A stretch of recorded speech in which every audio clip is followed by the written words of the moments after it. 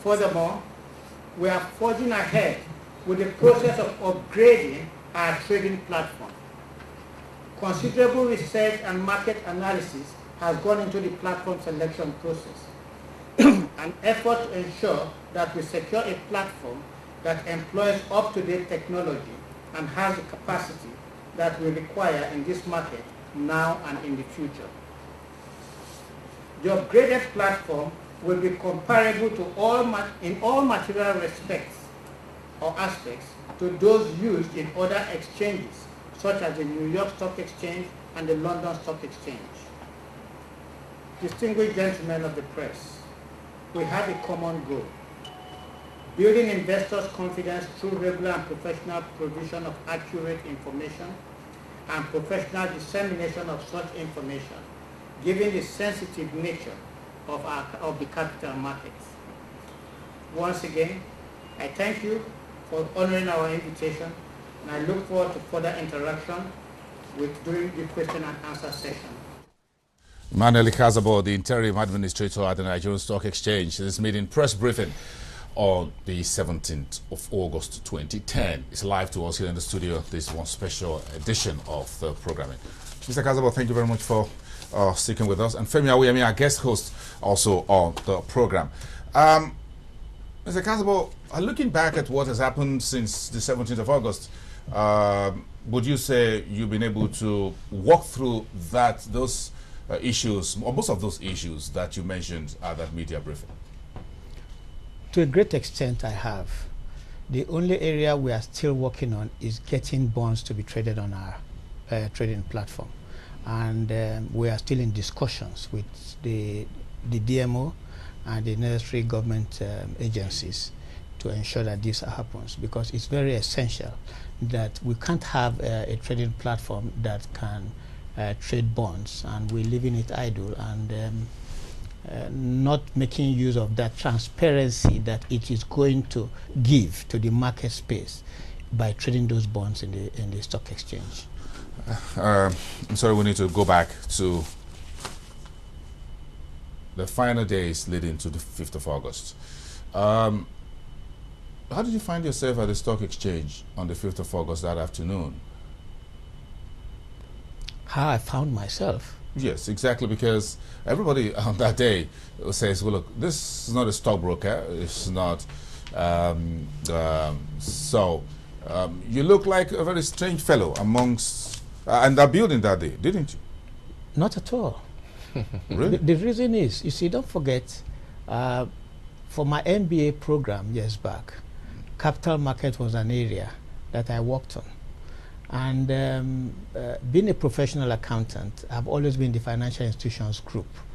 And I was responsible for financial institutions in Deloitte's West and Central Africa. So it was not really strange to me. But the only aspect, like I said, is the nitty-gritty of trading on the market. So when it comes to issues relating to capital market, there was nothing really strange. How did you feel sitting with Ruma Ute that day and a few others on the 11th floor at the stock exchange saying from now on you're in charge and there was no final date, as it were, to your tenure? Well, Bosin, the issue was on that day, I wasn't really quite prepared. But as soon, you know, to make anyone swim, you throw him in at the deep end of the river, which was what happened. And you'll notice the first 2 days, I needed to really understand what was on ground, what were the issues. And in 2 days, I think I was up to steam. And that was why a lot of people were shocked that I was able to take the first action immediately by right sizing and ensuring that we have the right people put it, you know, square pegs in square holes, and trying to make sure that the back office is put, you know, in order to bring back gradually credibility to the exchange. And we were all criticizing your being brought in back then, that you were not qualified to be there because you were not a stockbroker, and perhaps most of us in the media and outside believe that perhaps an internal person within the market who is an operator will be brought in. How did you feel within the first few days, a week or so, when the media were just buffeting you? No, I never felt anything strange. The reason being that being the chief executive of an organization doesn't necessarily mean that you must be technically sound in every aspect of that organization. What you need is management skill and having a broad view of how the operations of that organization, moves. And since I am a professional accountant, I have been in the capital market area, not as a stockbroker. I felt comfortable. Like I said, the first 2 days were a bit tight.